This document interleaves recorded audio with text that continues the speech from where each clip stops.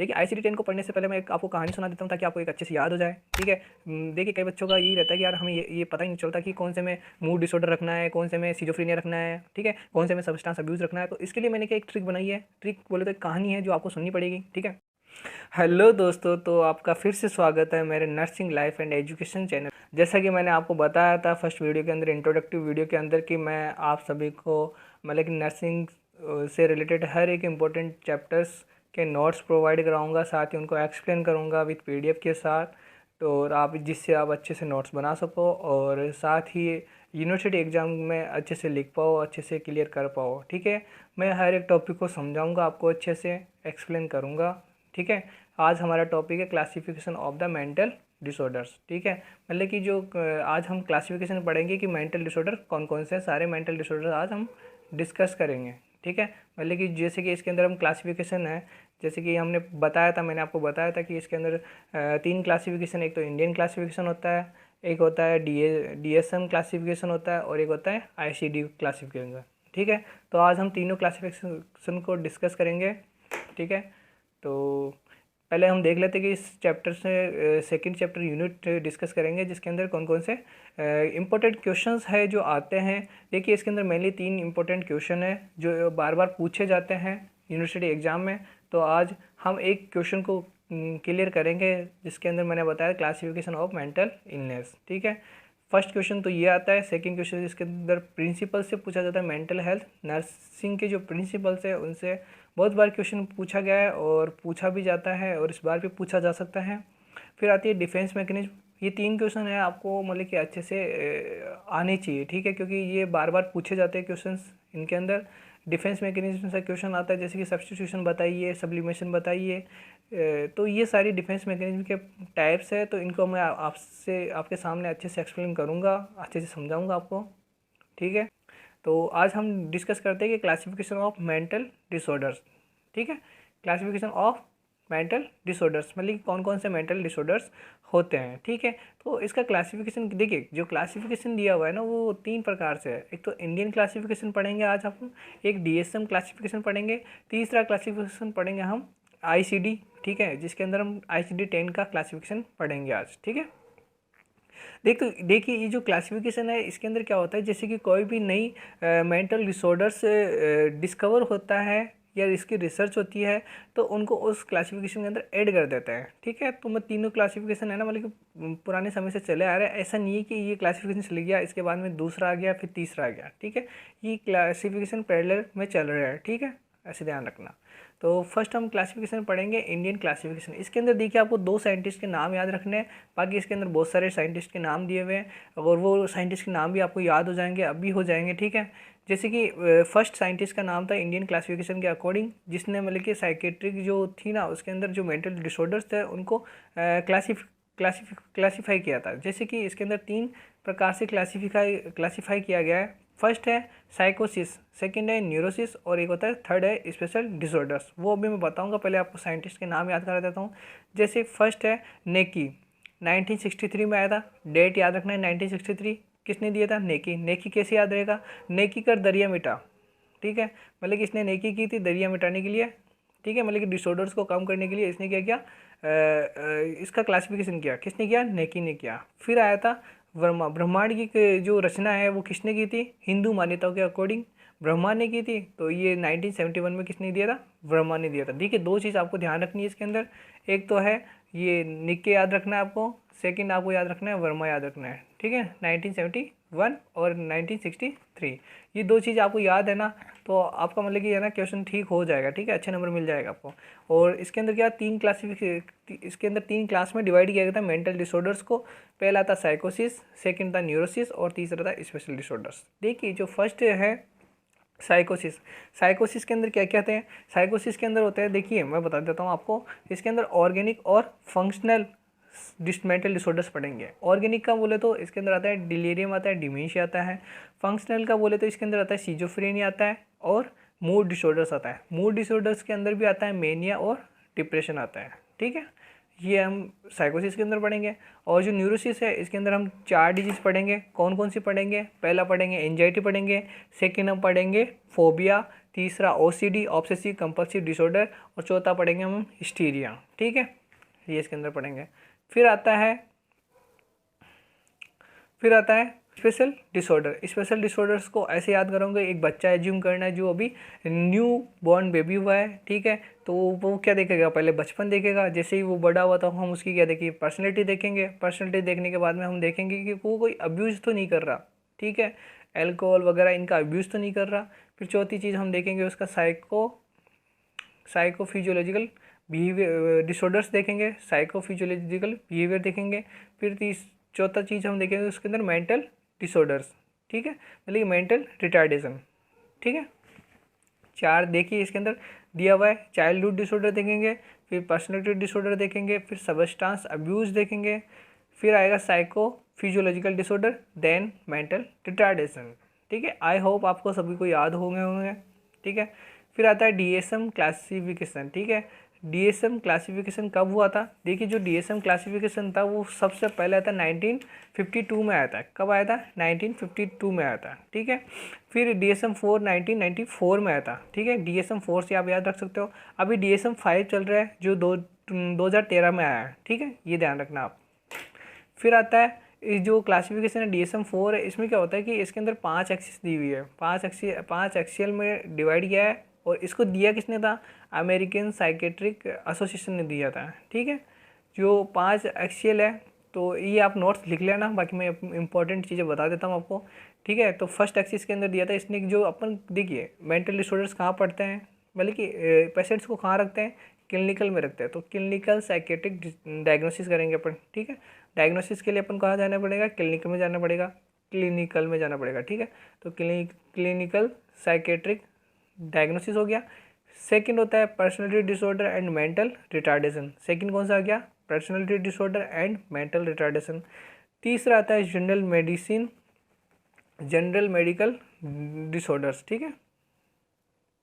ठीक है, तो तीसरे के अंदर आएगा जनरल मेडिकल कंडीशंस, मतलब कि जो भी जनरल मेडिकल कंडीशंस होती है वो इसके अंदर तीसरे एक्सिस में आएगी। चौथे एक्सिस में आएगी साइकोलॉजिकल एंड एनवायरमेंटल प्रॉब्लम्स, मतलब कि जो भी साइकोलॉजिकल और एनवायरमेंटल प्रॉब्लम्स है वो इसके अंदर आएगी। देन आता है global assessment of functional in current and past 1 year, मतलब कि इसमें अपन ग्लोबल असेसमेंट करेंगे कि इसमें करंटली अभी कौन कौन से केस नए आए हैं, और जो पास्ट 1 ईयर में कितने केस आए हुए हैं, ये सारे डिस्कस इसके अंदर इंक्लूड करेंगे अपन। ठीक है, मतलब कि जो भी नए केसेस आएंगे वो किसके अंदर रखेंगे? एक्सिस 5 के अंदर रखेंगे। ओके, फिर आता है ICD-10।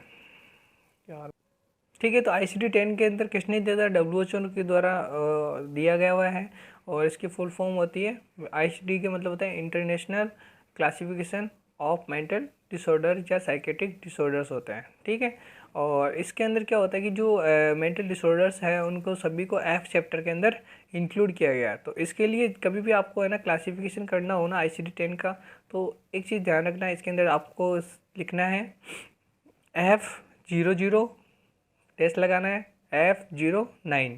ठीक है, फिर सेकंड क्लासिफिकेशन होगा F10-F19 होगा। ठीक है, और फिर तीसरा क्लासिफिकेशन क्या होगा? F20 से F29, और चौथा क्लासिफिकेशन क्या हो जाएगा? F30 से F39। ठीक है, पांचवा क्लासिफिकेशन क्या हो जाएगा? F40 से F49 नहीं होगा। ठीक है, F48 होगा। ये चीज़ है ना, आप ध्यान रखना है, इसको है ना स्टार मार्क करो आप। ठीक है, F40 से F48 होगा। ठीक है, F49 नहीं होगा। ठीक है, ये चीज़ आपको ध्यान रखनी है, और बाकी सब आगे ऐसे से चलता रहेगा। देखिए, ICD-10 को पढ़ने से पहले मैं एक आपको कहानी सुना देता हूँ ताकि आपको एक अच्छे से याद हो जाए। ठीक है, देखिए कई बच्चों का यही रहता है कि यार हमें ये पता ही नहीं चलता कि कौन से में मूड डिसऑर्डर रखना है, कौन से में सिजोफ्रेनिया रखना है। ठीक है, कौन से में सब्सटेंस अब्यूज़ रखना है। तो इसके लिए मैंने क्या एक ट्रिक बनाई है। ट्रिक बोले तो एक कहानी है जो आपको सुननी पड़ेगी। ठीक है, अब देखिए कहानी कुछ इस प्रकार से है। स्टोरी ऑफ ICD-10 की कहानी है कि एक ओल्ड मैन था जो यूज़ करता था, किसका करता था? सब्सटेंस का यूज़ करता था। सब्सटेंस बोले तो अल्कोहल हो गया, ठीक है, अफीम हो गया, इनका यूज़ करता था। फिर जिससे उसको क्या हो गया? सिजोफ्रेनिया हो गया। देखिए ये जो मेरी कहानी है ना, ये एक दूसरे से ऐसे ही मतलब कि आपको याद रखनी, मतलब याद रहेगी इसलिए करना है, ना ही इसका कोई एक दूसरे से कोरिलेशन है। ठीक है, मतलब कि इनका डिसऑर्डर्स का एक दूसरे से कोई को रिलेशन नहीं है, बस ये याद करने के पर्पज़ से बनाई गई है। ठीक है, ओल्ड मैन था वो यूज करता था किसका, सबस्टांस का करता था। सबस्टांस यूज करने से उसको क्या हो गया, सिजोफ्रेनिया हो गया। सिजोफ्रेनिया होने से उसका क्या हो गया, मूड खराब हो गया। मूड खराब हुआ बट उसके अंदर इंसाइट प्रेजेंट थी। इंसाइट किसके अंदर प्रेजेंट होती है, न्यूरोसिस वाले पेशेंट के अंदर प्रेजेंट होती है।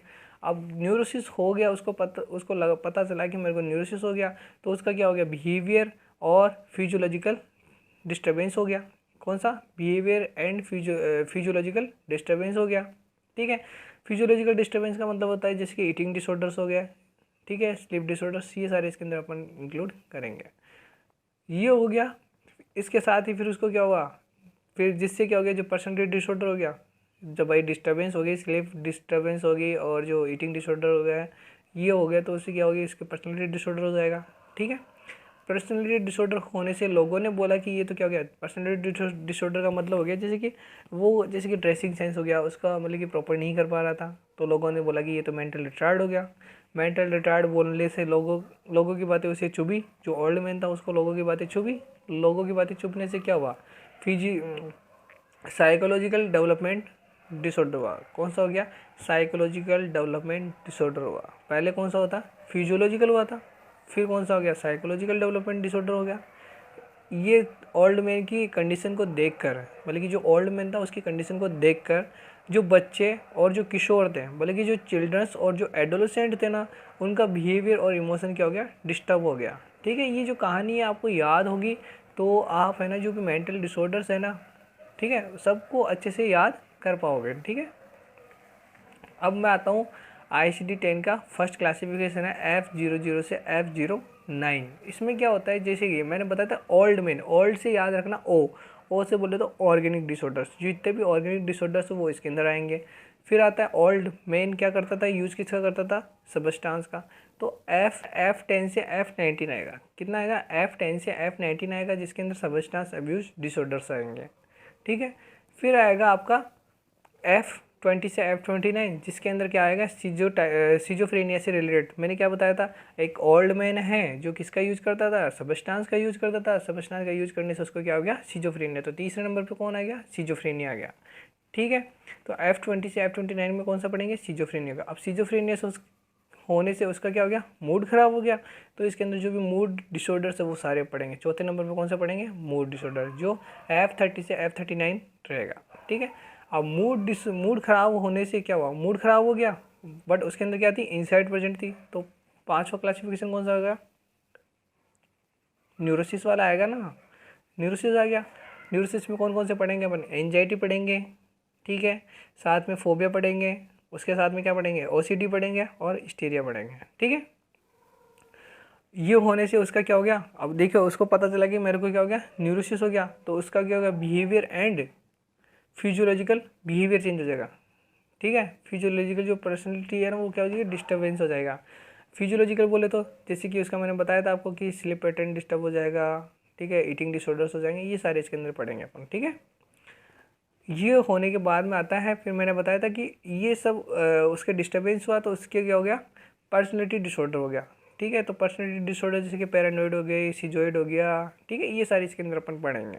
ठीक है, ये सब होने से उसको क्या हो गया फिर लोगों ने क्या बोला उसको कि ये तो क्या हो गया, मेंटल रिटार्ड हो गया।